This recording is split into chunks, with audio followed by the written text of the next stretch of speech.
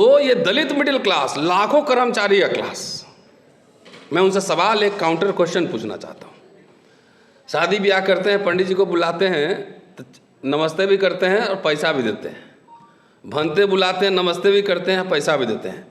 और इंटेलेक्चुअल आपको फ्री का चाहिए, जो 30 साल 35 साल पढ़ाई करके जो आपकी लड़ाई लड़ रहा है वो आपको फ्री का चाहिए। कर का असली मिशन है शिक्षा, रोजगार और मिडिल क्लास का, उसमें कोई इंटरेस्ट नहीं है। नौकरी खत्म होती जा रही है, कुछ दिन बाद बेटी का ब्याह भी नहीं होगा।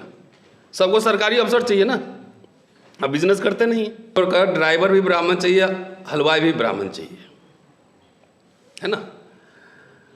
उसमें ऐड, अच्छी बात है, क्या विकास हो रहा है। जिसको बाबा पाए लगूं, पुरोहित नमस्ते, 12,000 का हलवाई बन रहा है। सोचिए जरा, लोग पहले इज्जत भी करते थे ना, ये हाल क्यों हुआ? उसको अतताई बना रहा है। आइए पंडित जी, स्वागत है आपका हिंदू राष्ट्र में। मेरे मित्र हैं प्रोफेसर रविकांत, मेरी बात ही चल रही। हम लोग आजकल बोले कि हम लोग ब्राह्मण पे ही बोला जाए, दलित ओबीसी को जगाने का कोई फायदा नहीं है। ये सब यहाँ से जगता है, उधर जाके सो जाता है, कोई काम का नहीं है। इसे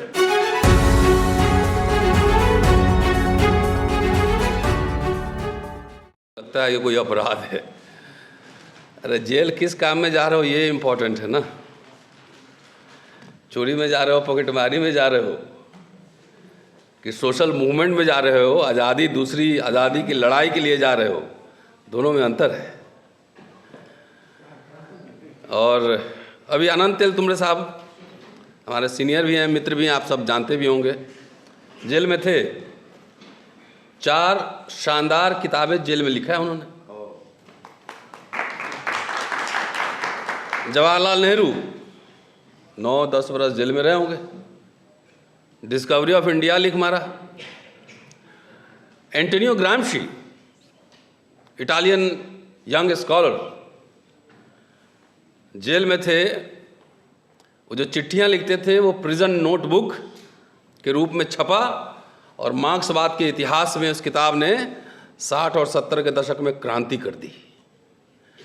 तो आपको बार बार जो डराता है, अरे झगड़ा मत करना, ये मत करना, बच्चों को कायर मत बनाओ, है ना, इधर मत जाना, वहाँ झगड़ा करे, चुपचाप हो जाना। तो बच्चों को कायर बनाओगे तो हुक्मरान कैसे बनो? हुक्मरान, शासक। अरे इसको भिड़ना सिखाओ ना। हम तो बचपन से ही भिड़ रहे हैं, कोई थोड़ी कि यूनिवर्सिटी में आके यहाँ भिड़े हैं। तो जो बार बार जो पूरा समुदाय, नेता जिसको आंदोलन करने से डर रहा हो, जिसको गिरफ्तार होने का भय हो, जेल जाने का भय हो, उस समाज कहाँ से कुछ नहीं मिलेगा, खत्म है, डिसमिस, कुछ नहीं। मैं उदाहरण देकर साबित कर दूंगा।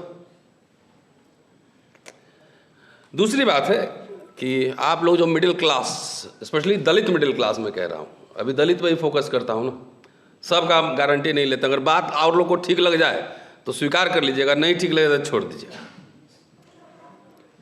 26 जनवरी 1950 के बाद जो अफर्मेटिव एक्शन हुआ उसमें SC ST को लाभ मिला, मिडिल क्लास का फॉर्मेशन हुआ। तो आप ही लोगों ने तो पैसा देके बहुत सारे संगठन खड़ा किए, पार्टी बनाए ना। इंटेलेक्चुअल एक्टिविस्ट जो ऐसे लोग हैं उस पर 1 रुपया खर्चा करते हैं क्या? जो जेल जा रहा है, गिरफ्तार हो रहा है, उसका फाइनेंशियल सिक्योरिटी आप नहीं ले सकते हैं, लेंगे भी नहीं, क्योंकि आप लोग को आदत पड़ गई है कि गुदगुदी वाला भाषण देंगे ना, एकदम जिससे लगेगा एकदम रात में मौलाना साहब की हवेली हमारी हो गई, सारे मठ हमारे हो गए, सारे ब्राह्मण विदेश चले गए, सब कुछ हो गया और हम लोग राजपाट कर रहे हैं, पूरा पार्लियामेंट पे कब्जा हो गया है। रात में बढ़िया नींद आता है। ये झूठ मूठ का अनरियलिस्टिक भाषण देंगे तो आप जो है ना तुरंत फटाफट पैसा निकाल के ले आएंगे। अभी बोल दें कि टिकट आ रहा है, अभी उत्तर प्रदेश भाटी साहब हमारे मित्र हैं, चलिए आपको टिकट दिलवाते हैं, तो कहीं से जुगाड़ करके 2 करोड़ ले आएगा, है? ले आएगा ना। तो ये दलित मिडिल क्लास, लाखों कर्मचारी क्लास, मैं उनसे सवाल, एक काउंटर क्वेश्चन पूछना चाहता हूँ। शादी ब्याह करते हैं, पंडित जी को बुलाते हैं तो नमस्ते भी करते हैं और पैसा भी देते हैं। भनते बुलाते हैं, नमस्ते भी करते हैं, पैसा भी देते हैं। और इंटेलेक्चुअल आपको फ्री का चाहिए, जो 30 साल 35 साल पढ़ाई करके जो आपकी लड़ाई लड़ रहा है वो आपको फ्री का चाहिए। पत्रकार फ्री का चाहिए, उसके प्रति आपकी कोई जिम्मेदारी नहीं। ठीक कह रहा हूँ, गलत कह रहा हूँ? हम लोगों को तो खिलाएं सर। मैंने खिलाया ना, मेरे तो 28 साल नौकरी होगा, हाईली पेड सैलरी में हूँ। ना बैंक में पैसा है, ना जमीन है, ना घर है। इन्हीं सब कामों में चला गया है ना, अपना घर परिवार संभाल के। बाकी इसी सब घर में चाय खाना नाश्ता ट्रैवलिंग। यहाँ आएंगे तो आप टैक्सी फेयर भी नहीं दीजिएगा, अपने से आना पड़ेगा। हम लोग घूस उसका पैसा नहीं मिलता है। सैलरीड क्लास पकड़ा जाएंगे ना, जब घर में इंजीनियर साहब दीवार में रखे रहेंगे पैसा, पकड़ा जाएंगे तो बोलेंगे मैं दलित हूँ इसलिए पकड़ लिया। ऐसे बोलेंगे किताब लिखना है, जरा 2 साल स्पॉन्सर करिए, रिसर्च करना है, बाबा साहब और शिक्षा के सवाल पे एक किताब बनाना है, फंड कीजिए। बेकार चीज़ है। बाबा साहब खाली महान है, पढ़ना लिखना बेकार है। ये रियलिटी है। 35 साल का सार्वजनिक जीवन, 28 साल की नौकरी, एक्टिविज्म 35 साल का करने के बाद ये मेरा कंक्लूजन है कि ये समाज अनरियलिस्टिक ड्रीम्स देखता है, जो कभी हम प्राप्त नहीं कर सकते उस पर खर्चा करता है, और जो फूले और अंबेडकर का असली मिशन है शिक्षा, रोजगार और मिडिल क्लास का, उसमें कोई इंटरेस्ट नहीं है। नौकरी खत्म होती जा रही है, कुछ दिन बाद बेटी का ब्याह भी नहीं होगा। सबको सरकारी अफसर चाहिए ना, अब बिजनेस करते नहीं। अभी भी शुरू हो गया, 30 साल 35 साल हो रहा है, ये रियलिटी है। तो समझिए, इतना ही बोलूँगा। उसके बाद अब आता हूँ असली बात पर। जो जेल उल बोल दिया, मैं नहीं डरता। जेल जाएंगे तो क्या होगा? इतना जो दिन भर घूम रहे हैं, आराम से वहाँ बैठ के किताब पढ़ेंगे, कोई काम ही नहीं है। वॉलीबॉल खेल लेंगे, किताब पढ़ेंगे, लिखेंगे। हमारे साथ 3 इंस्पिरेशन तो मैंने बता ही दी है। मेरा कंसंट्रेशन का लेवल हाई होगा, थोड़ा एसी नहीं होगा तो क्या होगा, बॉडी एडजस्ट कर लेता है। अब पहले कौन हम लोग एसी में रहते थे? नहीं सर, आपको जेल में जाने दिया गया है ना, जाने दिया जाएगा। नहीं, उसमें कोई डरने की बात नहीं है। ये जो भारतीय संविधान और इंडियन रिपब्लिक पर इस संघियों ने जो हमला किया है, उसी से हम लोग बैठे हुए, भारतीय संविधान और रिपब्लिक से। इन संघियों ने जो हमला किया है उसके खिलाफ खतरनाक तरीके से लड़ना पड़ेगा। इसके लिए जेल जाना छोटी मोटी बात है। पहले समझिए, डराइए मत लोगों को। आज मैं दलित इसमें SC ST OBC पर नहीं बोलना चाहता था। आज मैं सोच रहा था कि ब्राह्मण विशेष बोलूं। बहुत बढ़िया। हम ब्राह्मण मामलों के जानकार हैं। हाँ हाँ, तो हम आज बाबा पे बोलेंगे, बाबा पाए लागू। भाटी साहब ने जो आंकड़े दिए कि खाली सफाई कर्मचारी को छोड़कर ड्राइवर भी ब्राह्मण चाहिए, हलवाई भी ब्राह्मण चाहिए, है ना? उसमें ऐड अच्छी बात है, क्या विकास हो रहा है। जिसको बाबा पाए लागू, पुरोहित नमस्ते, 12,000 का हलवाई बन रहा है। सोचिए जरा, लोग पहले इज्जत भी करते थे ना। ये हाल क्यों हुआ, उसी पे आ रहा हूं मैं। दिल्ली में जाइए सुलभ इंटरनेशनल में, और एयरपोर्ट पे जाइए, जो वहाँ अब कॉर्पोरेट सफाई कर्मचारी है वो खाली वाल्मीकि समाज का नहीं है। उसमें यादव भी है, पटेल भी है, कुछ ब्राह्मण भी होंगे। कैपिटलिज्म, पूंजीवाद की जो मार होती है ना, छोड़ती किसी को नहीं है। दिल्ली सुलभ इंटरनेशनल में जाइए, 5 रुपया के पर्ची काटते हुए ब्राह्मण आपको मिलेंगे। आइए पंडित जी, आपका भी हिंदू राष्ट्र में स्वागत है। आइए प्लीज प्लीज आइए ना। बहराइच में क्या हुआ, पंडित जी गए वहां पे झंडा फहराने, मियाँ जी एक घर पे गोली खा गए। अभी बाबा लोग अभी देख रहे हैं, क्रिसमस में जा रहा है तोड़ फोड़ करने, तो कहीं कोई बाबा देखेगा जबरदस्ती कह रहा है कि बाइबल हटाओ। कौन था पता नहीं, कौन बाबा था उधर। हाँ, हनुमान चालीसा पढ़वा रहा है। तो बताइए भाटी साहब, जिस ब्राह्मण को समाज अगुआ मानता था, पंडित जी नमस्ते करता था, आरएसएस, बजरंग दल उसको अतताई बना रहा है। आइए पंडित जी, स्वागत है आपका हिंदू राष्ट्र में। मेरे मित्र हैं प्रोफेसर रविकांत, मेरी बात ही चल रही। हम लोग आजकल बोले कि हम लोग ब्राह्मण पे ही बोला जाए, अब दलित ओबीसी को जगाने का कोई फायदा नहीं है। ये सब यहाँ से जगता है, उधर जाके सो जाता है, कोई काम का नहीं है, ये कोई काम का नहीं है।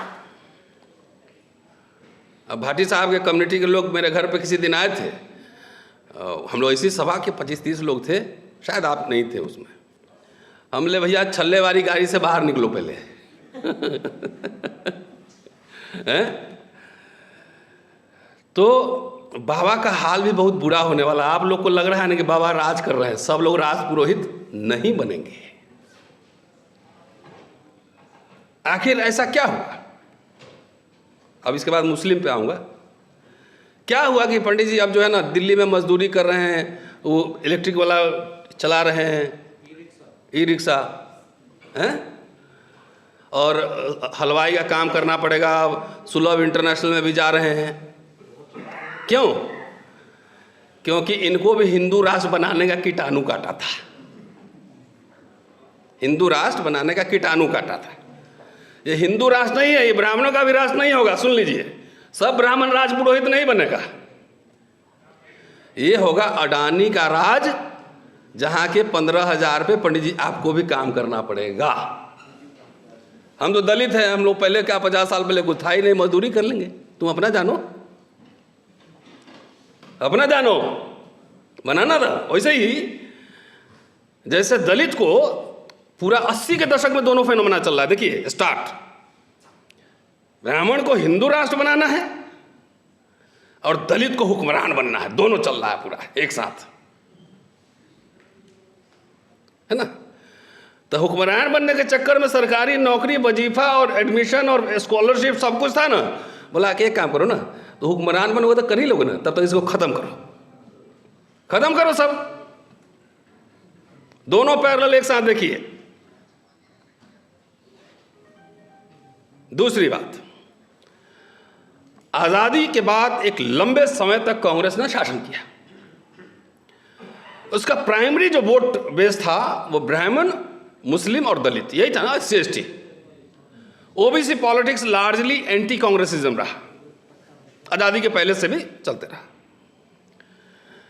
तो जब हिंदू राष्ट्र संविधान लागू हुआ और 90 तक का दशक आप देख लीजिए, उठा लीजिए खाली इतना, 40 वर्ष सिर्फ, जितने public sector unit, university, IITs, medical colleges, every institution was created during that period।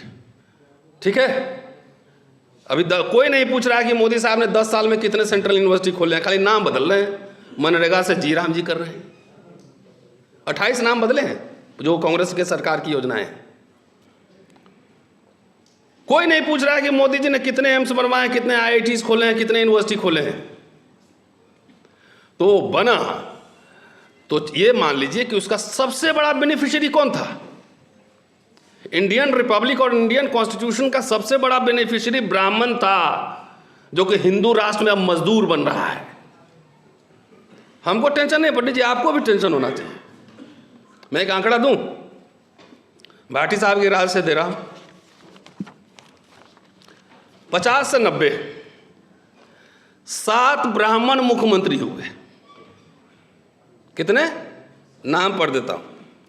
Pandit Govind Vallabh Pant 4 साल, डॉक्टर संपूर्णानंद 6 साल, सुचेता कृपलानी 4 साल, कमलापति त्रिपाठी 2 साल, हेमवती नंदन बहुगुणा 2 साल, नारायण दत्त तिवारी 3 बार रहे छोटे छोटे पीरियड में 4 साल, और श्रीपत मिश्रा 2 साल। हम लोग खाली अपना रोना रोते हैं ना, तो बाबा को लगता है कि इसी सब को दर्द है ना, बाबा को यही लगता है ना, अच्छा लग रहा है। बोले अब पंडित जी जरा अपने पीछे भी देखो क्या हो रहा है जरा। 7 ब्राह्मण मुख्यमंत्री ने 24 वर्ष राज किया, और सबसे ज्यादा इंदिरा गांधी और ये लोग प्रधानमंत्री थे, और जवाहरलाल नेहरू, राजीव गांधी। आप इतिहास अंधभक्त मत बनो, फैक्ट पे बात करो। सबसे ज्यादा पब्लिक सेक्टर जो बना इसी पीरियड में बना, उसका सबसे ज्यादा लाभ किसको मिला? ब्राह्मण को मिला, दलित को मिला, SC ST को मिला।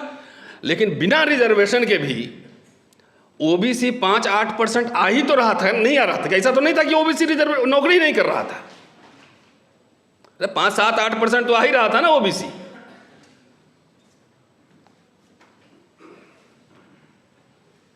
आ रहा था। अब तो ओबीसी प्रधानमंत्री है, ट्राइबल राष्ट्रपति है, लॉ मिनिस्टर दलित है, तब नॉट फाउंड सुटेबल काहे हो रहा है?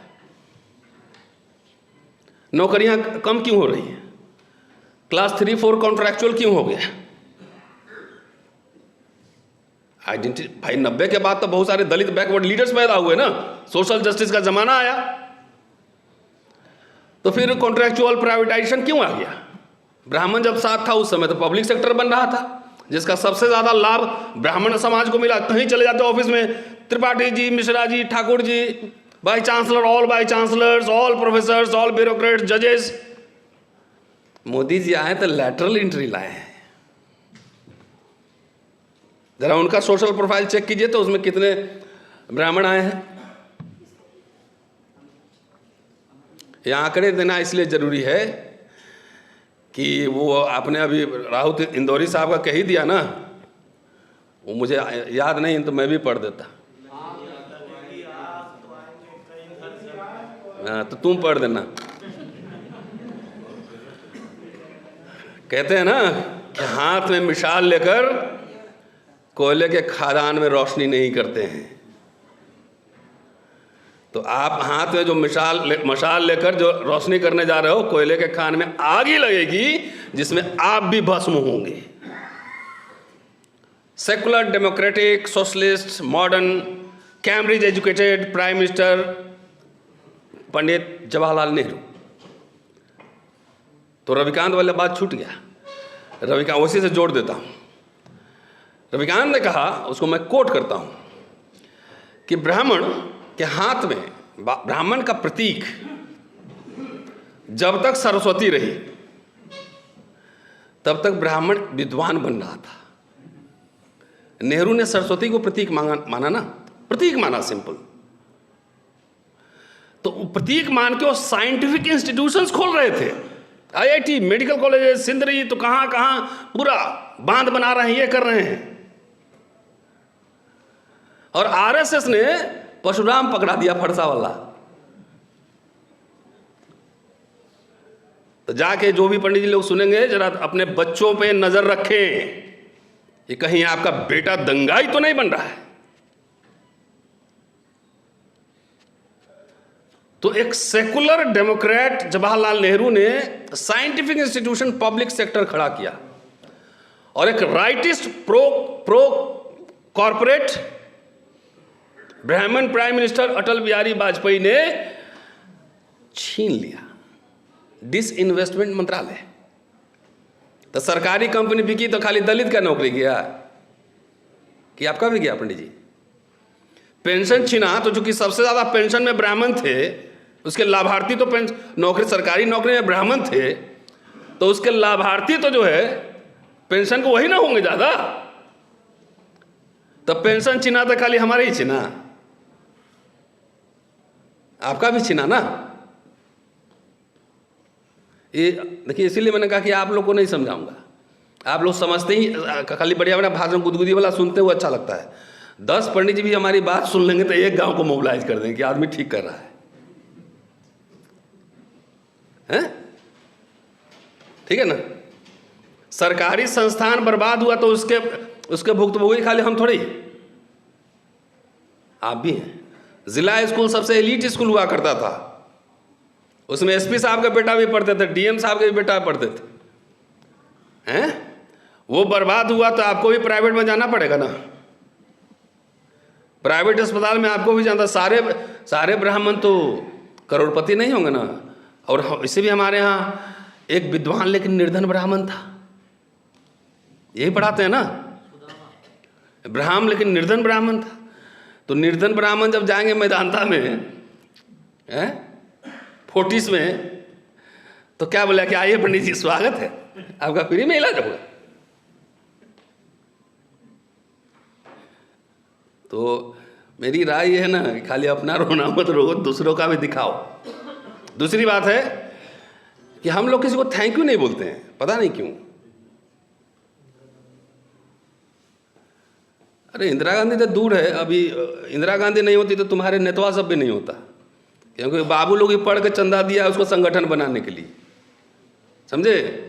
जमींदारी नहीं थी, अब बैंकर नहीं था, तेरे मामा बैंकर नहीं थे, अब दलितों की जमींदारी नहीं थी। भाटी साहब का जरूर हो सकता है 100 एकड़ हो, इनसे पूछिए ना कितना एकड़ है।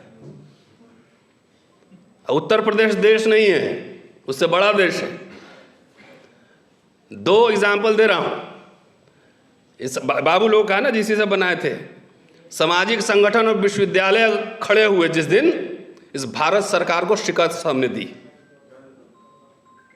2 अप्रैल 2018 और 5 मार्च 2019 रोस्टर का आंदोलन 5 मार्च और 2 अप्रैल 18 SC/ST एक्ट के खिलाफ सरकार बैकफुट पे गया कि नहीं गया? हारा ना। ये बाबू लोग जितना चंदा दिया है अरबों खरबों रुपए, उनसे पूछो तो कौन सा नेशनल पॉलिसी बनवाया है? उन्हीं का नौकरी खत्म हो रहा है।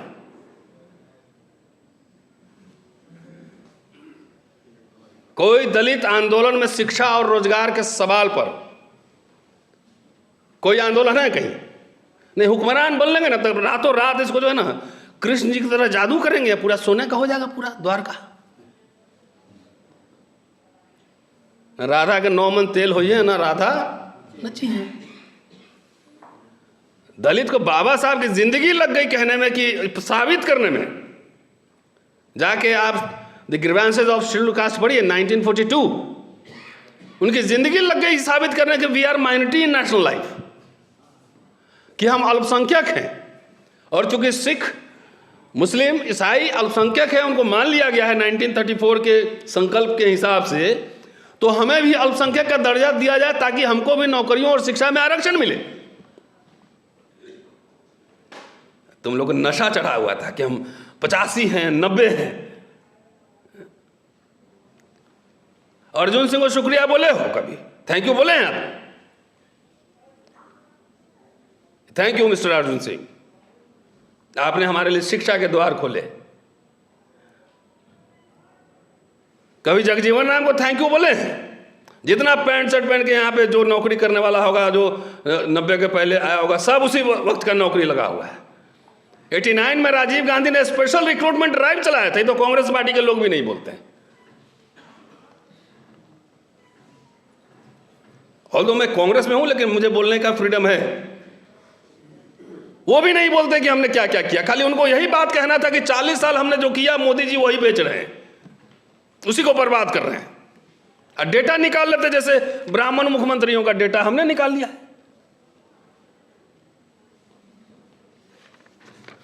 तो किसी को थैंक यू नहीं बोलेंगे। इमरजेंसी लगा था तो उससे हमें क्या, दलितों के लिए गोल्डन एरा था, मेरी स्टैंड था पहले, अभी भी है। स्पेशल आप कह रहे हैं कि प्राइवेट सेक्टर में ये वो 50 रखे हुए हैं। हर समय एक मुद्दा ही किसी आंदोलन को सफल बनाता है। 1000 मुद्दे लेके चलेंगे, आप कभी सफल नहीं होंगे। इतिहास का छात्र होने के नाते मैं कह रहा हूं। 1857 कारतूस, नमक सत्याग्रह गांधी, बाबा साहब अंबेडकर पानी, आरएसएस बीजेपी राम मंदिर। और आप 1000 ले लेते हैं कि ये भी कर लेंगे, वो भी कर लेंगे, वो भी कर लेंगे। मैं आपको चुनौती देता हूं पूरे हाउस को कि सिर्फ आप स्पेशल कंपोनेंट प्लान लागू करवा लें। मैं आपको चुनौती देता हूं कि एक मुद्दा उठाइए कि सरकारी ठेकेदारी जितनी है उसमें हमारा रिजर्वेशन लागू करिए। सरकारी ठेका का अभी मत जाइए इधर उधर, 50 इशू मत उठाइए, कोई फायदा नहीं।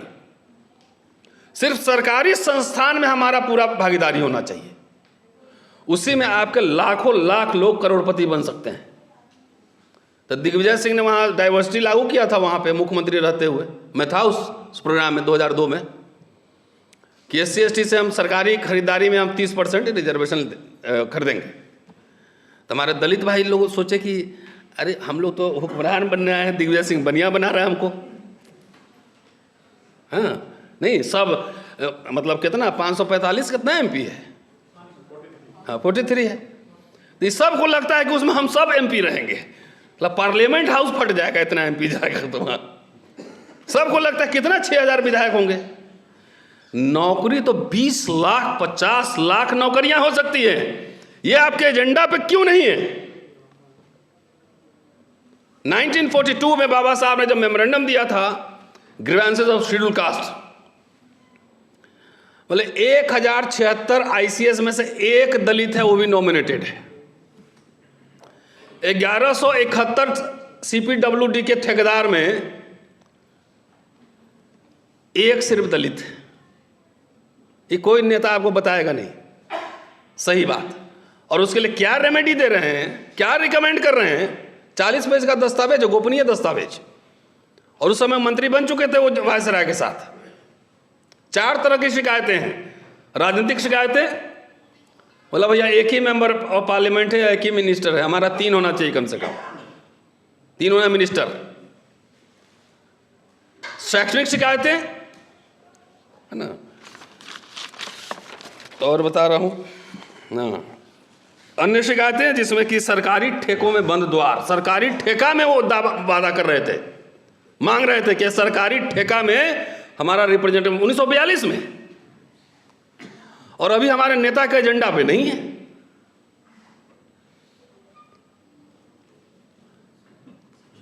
जात के नाम पे वोट दे रहे हैं ना, तो बोलिए कि घोषणा पत्र में शामिल करिए। क्यों नहीं बोलते हैं? क्योंकि सब पर्सनल काम में ज़्यादा सेटिंग में इंटरेस्टेड रहता है कि जाएंगे नेताजी मेरा बच्चा का जो है ना मॉडर्न स्कूल में करवा दीजिए, हमारा ट्रांसफर करवा दीजिए। कलेक्टिव बार्गेनिंग क्यों नहीं हो रही है?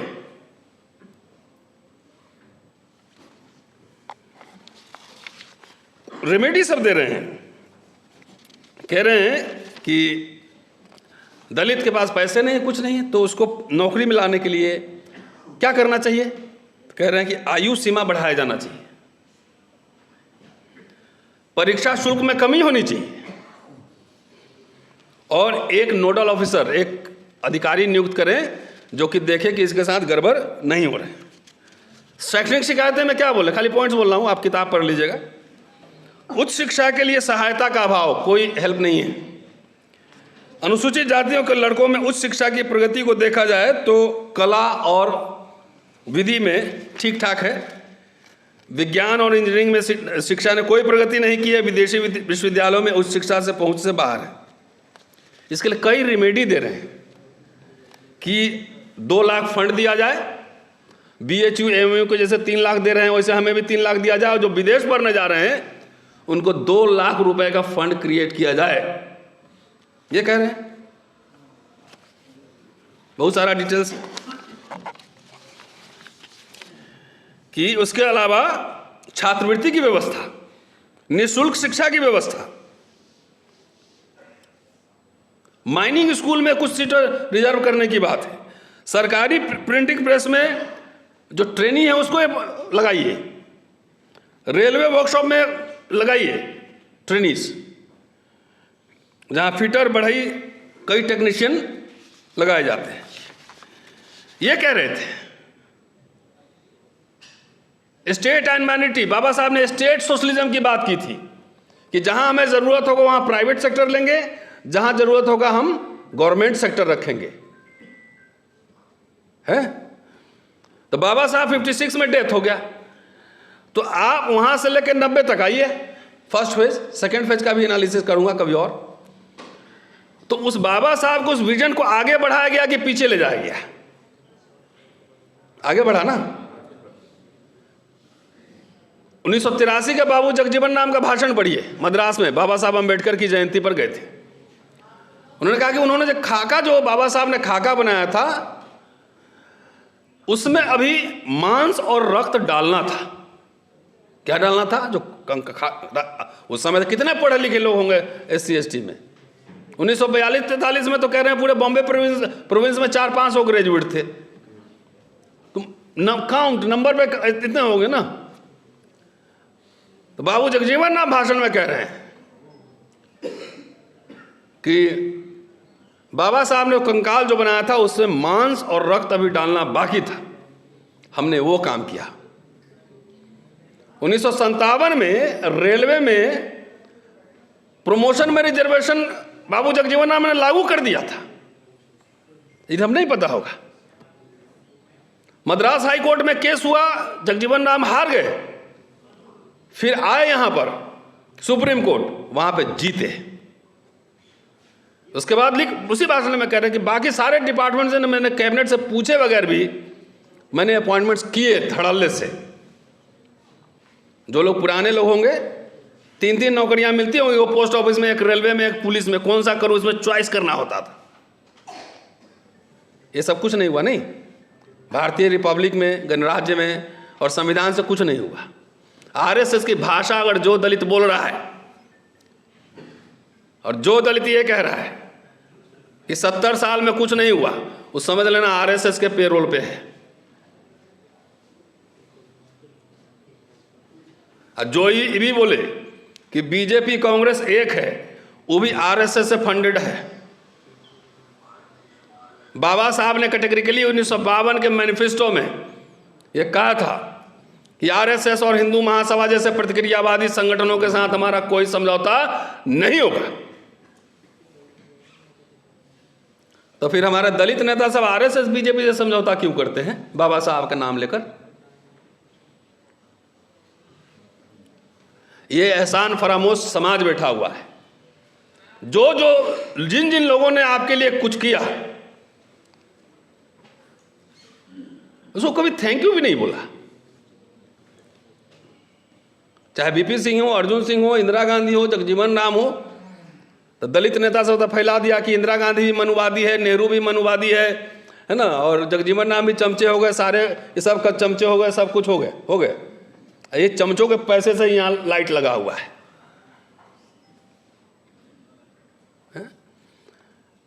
तो इस समाज सब RSS प्लांटेड है 90%। तो सीधा सीधा अभी देखो ना, RSS में मंत्री बना हुआ है ना, कि बेशर्मी से बाबा साहब का नाम लेकर मंत्री बना हुआ है। और आप लोग जात के नाम पे उसी सब के पीछे चलते हैं, कहते हैं कि हमको भागीदारी चाहिए। अरे इससे बढ़िया हमको ब्राह्मण मुख्यमंत्री दे दो यार, कम से कम स्कूल कॉलेज यूनिवर्सिटी तो खुलेगा।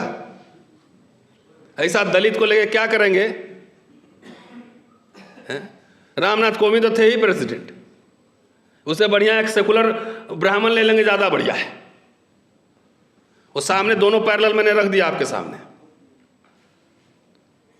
दलित तो है ही ना, दलित पिछड़े नेता की कमी है। जहां मारो, जहां ठेला मारो, वो तो 4-5 दलित पिछड़ा नेता को लग जाएगा कट।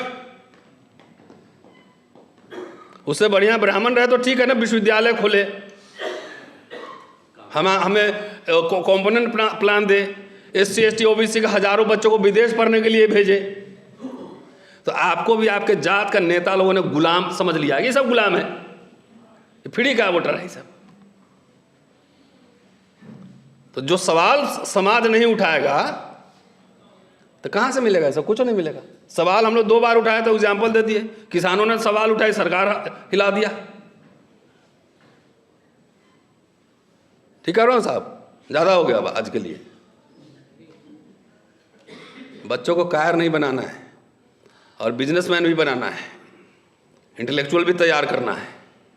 सब लोग जाके अब एक जनरेशन आप लोग नौकरी करके देख लिए ना, रिजर्वेशन से नौकरी कर सकते हैं, लेकिन रीढ़ चौड़ा होकर नौकरी करेंगे तो मेरा हालत होगा। फिर कोई दलित में इतना हिम्मत नहीं होता है ना कि सीना चौड़ा खड़ा करके अब नौकरी कर ले पूरे करियर में। मैं जानता हूँ बहुत सारा IAS IPS DGP जी सब जानता हूँ, किसी मंत्री की हिम्मत नहीं है। क्योंकि हमारे पास इंडियन एक्सप्रेस में लिखने वाले लोग भी नहीं हैं, कम है। तो यूट्यूब वाला सब ये लोग है, इसको भी बिना सपोर्ट सिस्टम के लोग काम करता है। और आपको सब भागीदारी चाहिए, सब कुछ फ्री ऑफ कॉस्ट। जितना ये सब है ना हुक्मरान बनने वाला, मिशन मूवमेंट चलाने वाला, अपना तो नौकरी बचा ही नहीं पाया है। क्या इन संगठनों ने, जो सरकारी बाबुओं के चंदे के पैसे से जो संगठन चल रहे हैं, क्या उन्होंने नौकरी बचाने के सवाल पर कोई राष्ट्रव्यापी आंदोलन किया क्या? कोई सड़क संसद मार्च किया क्या? कोई भारत बंद कॉल दिया क्या? खाली 3-4 दिन करके राष्ट्रीय अधिवेशन होता है और ब्राह्मण को विदेश भेज देना है, सब ये करना है। तो बाबा साहब तो नहीं बोले थे कि ब्राह्मण को विदेश भेजेंगे। तो इसका मतलब आप एंटी बाबा साहब काम कर रहे हो ना। थोड़ा सा बुद्धि विवेक का हम लोग को इस्तेमाल करना है। एंड आई थिंक हम तो माइनॉरिटी ही समझते हैं अपने आप को। जब यहाँ जात उपजातियों की भी सभाएं हो रही हूँ, उपजाति का भी, कनौजिया है तो कनौजिया में भी 3 तरह का होगा। यहाँ चमार जाटव अलग अलग चल रहा है पूरा है। ये बैठा हुआ इधर उसमें भी हायरार्की बन रहा है, पूरा ब्राह्मणिकल ऑर्डर आ रहा है।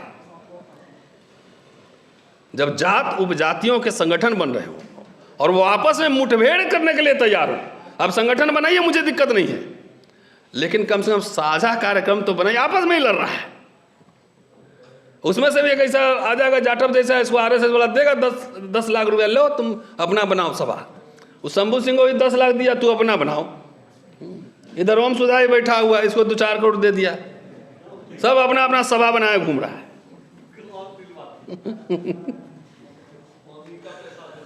ठीक है, तो मेरा ये कहना ये है कि जब भारतीय संविधान और भारतीय गणराज्य एक तरफ हो और हिंदू राष्ट्र और मनुस्मृति दूसरे तरफ हो, इनफैक्ट ये हिंदू राष्ट्र और मनुस्मृति ने जब हमला कर दिया हो संविधान पर और गणराज्य पर, तो कोई दलित बैकवर्ड वो कहता है कि हुक्मरान बनाएंगे, ये बनाएंगे, वो करेंगे, वो सब समझना कि आरएसएस से पैसा लिया हुआ है। अभी सबसे पहले ज़रूरत है जो संविधान, संवैधानिक मूल्य, सार्वजनिक संस्थाएं, भारतीय गणराज्य, उसको बचाने के लिए। और जब यहाँ पे बीजेपी अकेले चुनाव नहीं लड़ सकती, तब बाकी सब अलग अलग चुनाव लड़ोगे तो समझ में नहीं आ रहा क्या कर रहे हो तुम। ये 9वीं क्लास का बच्चा भी बता देगा किसको मदद कर रहे हो। तो जब ये सब हो तो कोई भी सेंसेबल आदमी को, जिसको अपने हक हकूक के लिए, अपने बच्चों को भविष्य के लिए, ठहर जा भाई नेताजी, हो ठहरो, भविष्य के लिए चिंतित है, तो सीधा और सीधा हुक्कू राम बनने के चक्कर में न रहे, भारतीय संविधान और भारतीय गणराज्य के पक्ष में खड़ा हो। और अगर मेरा नाते रिश्तेदार भाई भी अगर हिंदू राष्ट्र और मनुस्मृति के साथ रहेगा, तो मैं उसका भी सार्वजनिक विरोध करूंगा। ये कन्विक्शन होना चाहिए, तभी कुछ मिलने वाला। अदरवाइज 1000 इशू मत लीजिए, एक ही इशू रखिए, उसी को हैमर कीजिए। लोहा गर्म में मार दो हथौड़ा नहीं, ठंडा लोहा को इतना पीटेंगे कि उसको लाल कर देंगे। ये एटीट्यूड रहेगा ना, तब आप जीत पाइएगा, नहीं तो नहीं जीत पाइएगा। शुक्रिया, जय भीम।